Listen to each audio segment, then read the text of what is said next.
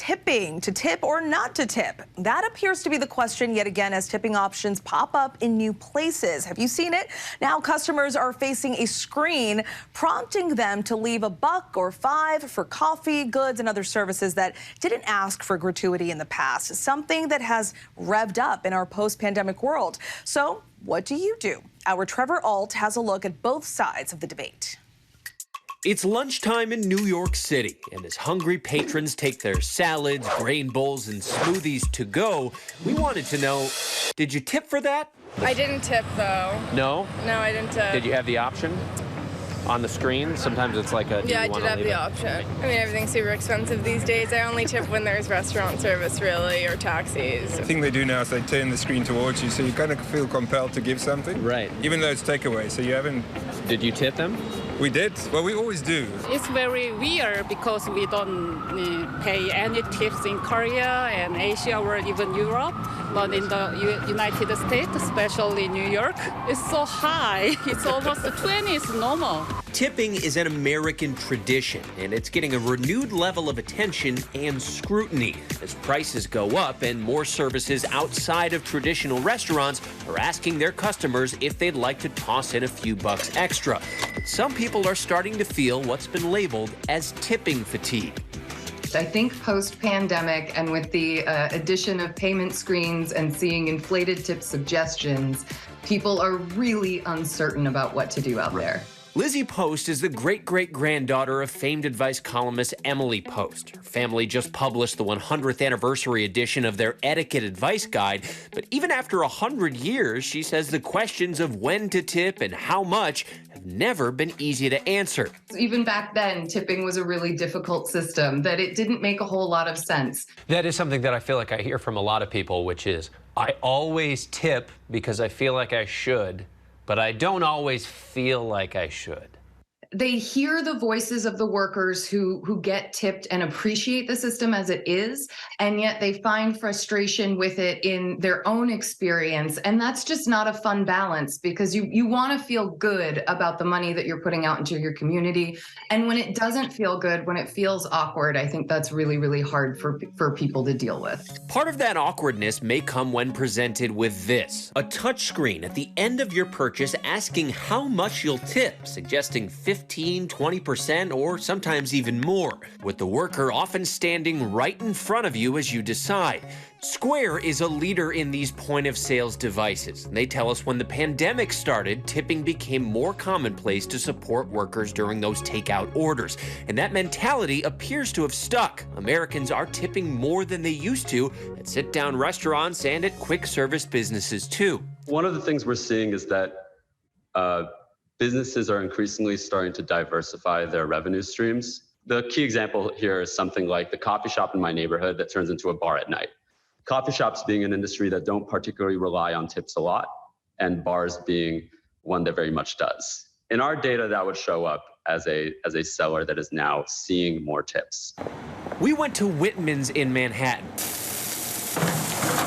It's a classic burger joint with table service, the bar, and they also use the Square payment system. It's kind of awkward as a server to stand there and kind of like not try to look at what they're going to tip, because you don't want them to feel like, I know, like, yeah, so it's just like people definitely tip more.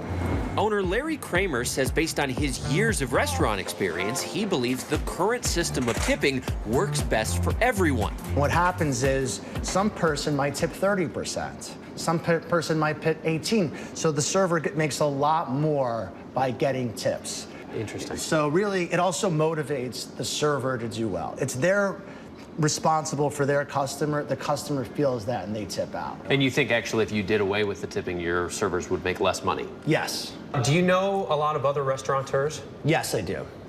Do they generally feel the same way that you do about the tipping structure?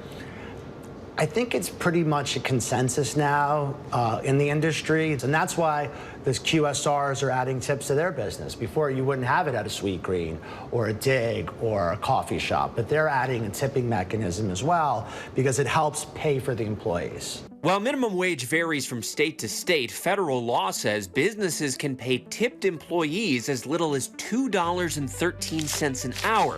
And there are calls to end tipping culture, requiring businesses to pick up the full tab for their employees' pay. But many in the restaurant industry who rely on tips, including at Whitman's, think that would actually work against them. Would you vote to switch for the set salary, or would you keep it the way it is now? I'd keep it the way it is. Why? The good weeks can be really, really good, and even the bad weeks, I think, are still enough. There are several restaurants trying out a different approach. Dirt Candy serves a vegetarian menu, and tipping is not an option. Instead, the pay for their workers like Jay Shelley starts at $28 an hour. Everyone who's sitting down, they know that we're not a tipping establishment, and it like lightens it a little bit. I will take the less money in a situation where I feel like the environment, it's a little bit less stressful. Still, Jay Shelley does have a second job that does accept tips. I also like the option at the Wesley where I'm making tips because it is more unpredictable, and that can sometimes be very fun. But the tipping questions extend beyond food service. Take ride-sharing services like Uber and Lyft. Sometimes riders have no idea what's expected of them, and the drivers can tell. You don't know what they're thinking back there. You don't know if they're quietly going, gosh, this guy can't drive. Did I play the wrong band? Did I not get on the highway correctly? St. Louis resident Dan Buffa started as an Uber driver just as the company implemented tipping. Uber now displays tipping options more prominently in the app, and Dan says he's noticed the difference. The real chunk of where you made your money is tipping. Tipping can take it from an okay night to a very, very good night. He says if the driver got you home safely after a night out, that is worth a few extra bucks to say thank you. The same could be said for cab drivers, something Professor Kwabena Donkor knows quite well. He paid for graduate school working as an NYC cab driver, and now he studies tipping. Given that I'm from Ghana, I found tipping to be quite peculiar. And to top it up, even during my uncomfortable or negative interactions with passengers, that didn't seem to have much of an effect on whether I was tipped or the amount which I was tipped at. Professor Donkor says the origins of tipping here are somewhat murky, perhaps starting with wealthy Americans in the mid-1800s. If you do know that aristocrats are the ones who tip and you wanted to, improve your status in the eyes of people, you would engage in this particular act. And so once you have a critical mass of people who are actually engaging in this particular act, it becomes mainstream and everybody wants to seem quote unquote cool. Some point to it taking further hold after the Civil War, with one railroad company using tipping as a way to avoid paying a livable wage to newly freed slaves. Where you have the transition of freed blacks into the workforce. And that transition wasn't smooth. And as tipping has made its way further into the culture, the motivation behind it appears to have changed.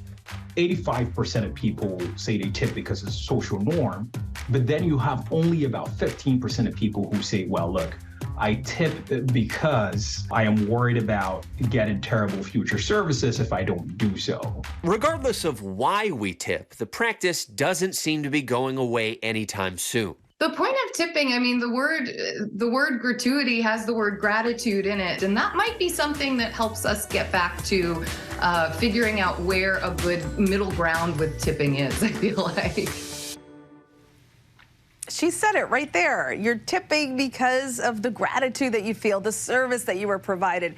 This piece was spot on. Our thanks to Trevor and the rest of the team that worked on this. Now, we wanted to know what you do when you're faced with different tipping options. So we put a poll on our ABC News Live Instagram story. Go check it out. 71% of you tip when buying coffee. At a restaurant, most people tip 20% instead of 15 or 25%, and 82% do not tip when shopping for non-essentials. So if you would like to weigh in, you can. Scan this QR code and head over to our ABC News Live Instagram story to vote.